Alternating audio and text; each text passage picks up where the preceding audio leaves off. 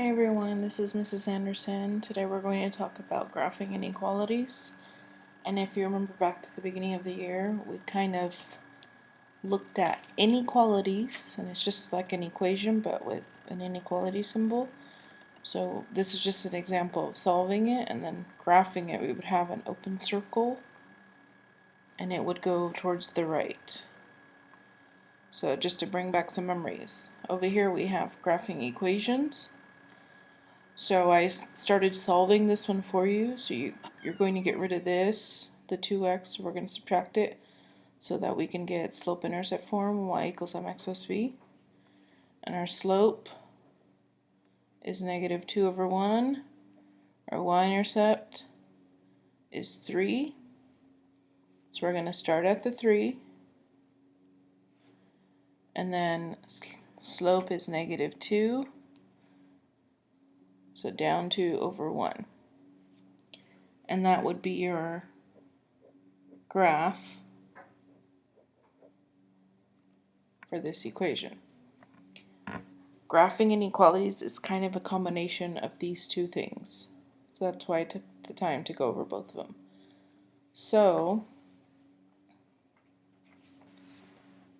here's an example of graphing inequalities. It's already set up in y equals mx plus b form, so that's easy. We are just going to graph it like normal, and then I'll show you the little differences. So slope here is 3 over 1. Y-intercept is 1. So just like before, start at the 1, rise 3 over 1, and greater than or equal to. If you remember back to this, we would have a closed circle. That means that everything in that circle is included in the answer. So everything on this line is included in the answer. But if you remember back to inequalities, you could have more than one answer. So this answer up here, it could be any number that's showing where the arrow is. So the answer could be 2, 3, 4, 5, a million. Over here, on a coordinate plane, we show this by shading. So, greater than or equal to. What's greater than or equal to this line? Well, let's pick a point. What's greater than this line? Everything up or everything below? Well, greater would be up. So we're going to shade up there. So we actually shade everything that's above the line. Just like that. And what this is saying is any point over here in the shaded part or this line can be a solution to that inequality. So let me show you what I mean by that. So we're going to test a point. Let's pick a point that's in the shaded. Let's see. Let's pick something easy like 0, 3. 0, 3 is a point in that shaded region. We're going to plug it in to our inequality and see if it's true. So remember, this is x, this is y. Let's plug in those values. We have 3 is greater than or equal to 3 times x is 0 plus 1. Let's see, 3 is greater than or equal to 3 times 0 is 0 plus 1 is 1. Is 3 greater than or equal to 1? Yes, it is greater than or equal to 1. So it's true. So that's how we know we shaded the right spot.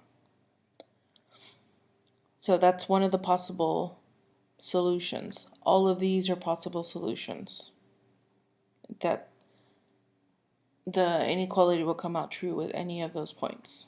Okay, so that's how we check that.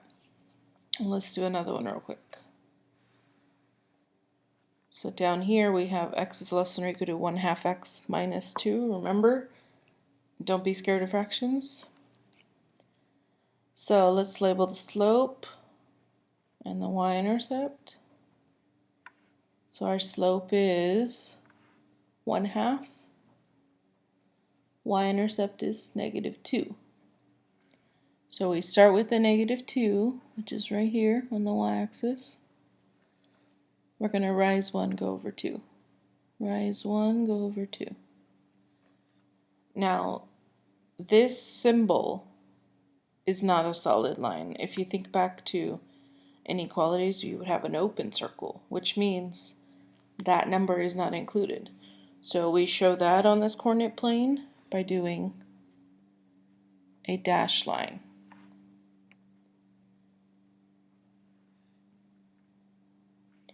So over here we had equal to, so we have a solid line. Over here is just less than. So that means any point on this line is not a solution. So that's why it's dashed. Okay, now let's see which way we're going to shade. So less than, let's pick a point. What's less than this point? Everything up or everything down? Well, it would be everything down. So we're going to shade everything underneath.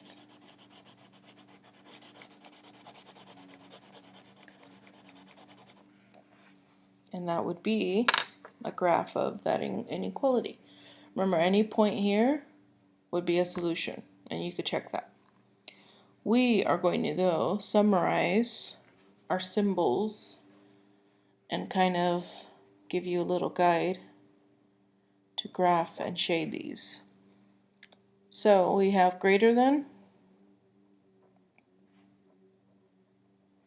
and less than. Let me move this over. So greater than, there's these two symbols. Less than, we have these two. If you think back to the one variable inequality, the first problem on these notes, we had the circles, right? Open circle, closed circle. This would be closed circle. It would be open, open, close. Well, that's kind of like how our lines work when we're graphing on a coordinate plane. So we would have a solid line because it's including it. This one would be dashed. Dashed and solid. And then let's talk about the shading. So greater than, remember, pick a point. Usually anything greater would be everything above it.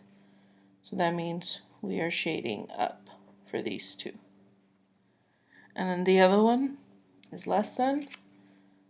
So anything less than a line would be underneath. So we are shading down. That's kind of a summary of the symbols and how we graph. One more thing. They might ask you on the IXLs to solve. So I'm going to show you a problem of that real quick. So you might have to solve and then graph it. So let's say this was our problem. And we have to solve for y in order to graph this. So if I want to get rid of everything around the y, I would have to subtract 6x. I have negative 12y is less than or equal to negative 6x plus 36. Remember, we don't add these because they're not like terms. Now I need to get rid of that negative 12, so I'm going to divide by negative 12.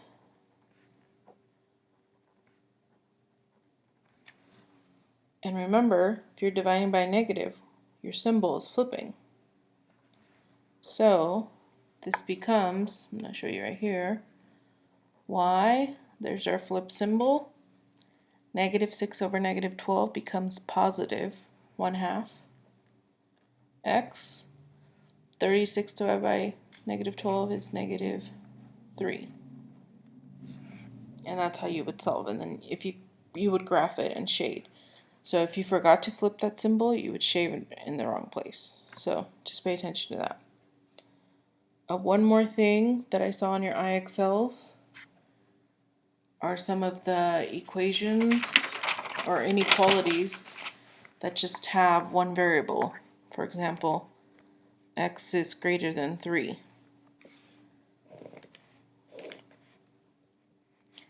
So for this one, you find your number on your x-axis, and if it was a y, you would just look on the y-axis. So that's where that is.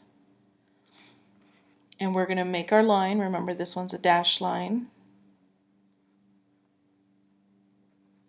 And then we just see, well, this is greater than. Which side would be greater than? Let's see, there's 3. This would be 2, 1, 0, so the numbers are getting smaller there, so those aren't greater. It would be this side that's greater. So you would shade this side. Okay, so let me know if you have any questions, and I'm always available during my office hours.